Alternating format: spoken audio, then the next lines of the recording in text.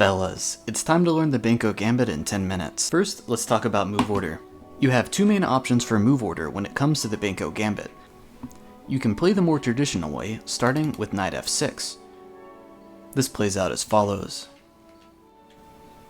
Or, you can start with the Benoni Gambit, c5, which plays out as follows. It's hard to say which move order is objectively better. The advantage of the knight f6 line is that you're in more charted territory and you're preventing an immediate e4. You're both more likely to end up in a theoretical position that a grandmaster has written a long, boring book about, and your chances of actually getting into the Benko Gambit are going to be slightly higher as a result. Meanwhile, the Benoni Gambit move order has some advantages of its own. First of all, it opens up your opponent to the Old Benoni Trap, which goes a little something like this.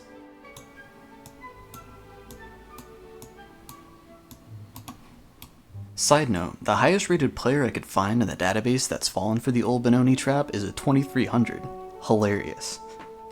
The other advantage that the c5 move order has is that it makes openings like the London and the Trimpowski literally impossible to play. Getting a London player into the Benko Gambit, when it may be the first time they've ever seen it in their lives, is a pretty diabolical way to secure a quick win. A disadvantage of the Benoni Gambit, of course, is that we have no knight on f6, so there's nothing preventing e4. Since we haven't prevented e4, if white chooses to play e4, we actually transpose directly into the Smith-Morra Gambit. Video coming soon. Meaning, this particular move order tends to pair well with the Sicilian against e4. It is worth mentioning that there are a couple ways of tricking English players into facing the Benko Gambit by doing the following moves. They play the English, we go for knight f6. In this position, if they're one of the 16% of players that opt for d4, we simply enter the Benko. Otherwise, if they played knight f3, opting for the King's Knight variation of the English, we can simply continue to delay our c5 push by pushing g6, preparing to fianchetto. Oh my god. And here, if like 25% of players they push d4, we can transpose into the Benko Gambit like this. Let's talk about what our plan is going to be. The first thing I want to mention is that the Benko isn't a normal gambit. It isn't like the Smith-Morra, and it isn't like the Danish, where our goal is going to be to develop our pieces as quickly as possible and go for a checkmate someplace in the middle game. No, the Benko Gambit is a positional gambit where the main goal is to exert pressure on the A and B files. If you look at beginners games in the Benko, you'll see them sacking pieces on f2 and playing for f5. It's not that kind of gambit, guys. First, let's talk about what happens if they decline. To be honest, the only really scary lines in the Benko Gambit Declined are going to be knight bd2, knight f3, and queen c7. And you'll notice these are played a cumulative 5% of the time. Instead, you're almost always going to run into some random crap that should be fairly easy to refute. No matter what, just get fianchettoed, develop your pieces, finish your pawn chain, and get ready to attack on the queenside. To be honest, I'm not even going to give the time of day to moves like b3. I don't really think it's worth analyzing. If you are watching this and you do have trouble with the b3 line, the best advice I can give you is that the horsey does move like an L, and coolmath.com is that way. Let's talk about half accepted. We're going to want to take back. Here, your average d4 player will capture back with the knight, already getting very excited about being a pawn up in the endgame. Here, simply deliver the check. Now, this is probably the most tactical position your Queen's Gambit playing opponent has ever seen in their lives. But they should find knight c3, double exclam. We put pressure on the pin knight with knight e4. If they choose to break the pin with their bishop, we're simply going to capture the bishop and then fianchetto. Our plan here is to simply finish our pawn chain, develop our pieces, and get castled. Should they choose to defend their knight with their queen, simply keep capturing on c3, Once again, we're going to fianchetto and simply get developed. In either case, we're going to have plenty of compensation for our pawn, and trust me, you are going to learn to really enjoy playing these endgames. Next, let's talk about if they choose to fully accept the gambit. If they fully accept, back in the day they used to take with bishop first. Now, with modern engines, we know that's not too good, and that they can lose castling rights, and it's really not a big deal. So instead, we're going to start with a fianchetto. Our plan here, of course, is to simply fianchetto and castle. Now, almost every single game in the Benko Gambit fully accepted is going to transpose to this exact variation, with a knight on c3, a knight on f3, a pawn on e4, and a pawn on d5. The correct move here is to swing out our queen to a5, threatening several tactical sequences.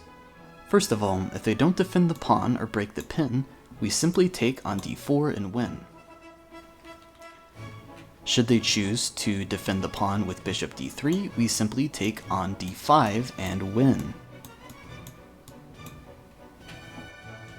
If they survive the minefield by playing bishop d2, it's time to recapture the pawn with our bishop.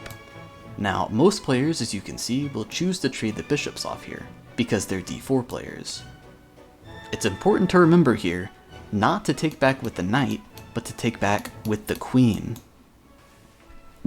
Almost every single player tries to trade queens here, because once again, they're d4 players. If your opponent has survived to this point, here's your plan. Report them just to be safe. Joking. Your plan is to push e6, and after recapturing queens, to maneuver your knight to the d3 square, where it can target this b-pawn. Next, you're going to want to get your rooks to the two semi-open files. Even if they don't play these exact moves, this is generally going to be your plan with queens off the board. Now that we're all booked up, let's go through a quick example game. We're going to be following Gelfand versus Carlsen, Magnus Carlsen playing the black pieces. This is a rapid game from 2014. We start off with the starting position of the Benko. Gelfand decides to fully accept the gambit. Carlsen goes for g6. And we are back at our typical starting position of the fully accepted. What do we do here? We swing out our queen to a5. After this, Gelfand plays a common inaccuracy, bishop d3. Do you remember what to play against bishop d3? That's right, we simply take the pawn on d5 because we can win the rook. Gelfand takes the knight. Magnus Carlsen takes the bishop with check and then takes again.